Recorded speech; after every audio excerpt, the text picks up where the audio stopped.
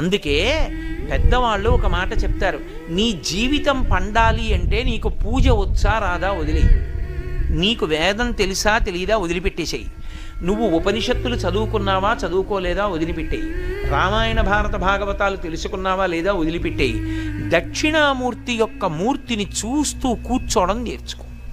అదొక్కటి నేర్చుకో చాలు, ఏమక్కర్లేదు. ఇంకా దక్షిణామూర్తిని పెట్టుకుని రోజు కాసేపు ఆయన్ని చూస్తే చాలు. మీకు నేను ఇంకా విచిత్రమైన విషయం చెప్పనా, చంటి పిల్లలు కొంచెం కొంచెం పెరిగి పెద్దవాళ్ళు అవుతున్నప్పుడు ఇంట్లో అందమైన దక్షిణామూర్తి విగ్రహం ఉండి, విగ్రహం అంటే ఫోటో కనీసం ఉండి, పిల్లలు కాసేపు దాని వంక చూడడం అలవాటైతే మీరు చూడండి, నేను యథార్థం చెప్తున్న, పెద్దలు నిర్ణయం చేసింది, వాళ్ళు కళ్ళు తిప్పి ఆడుకుంటూ ఆడుకుంటూ పాకడం కూర్చోవడం వచ్చినప్పుడు చూసినప్పుడు వాళ్ళు నిశ్చలంగా కాసేపు ఇలా దక్షిణామూర్తి వంకే చూస్తారు. పిల్లలు చిన్న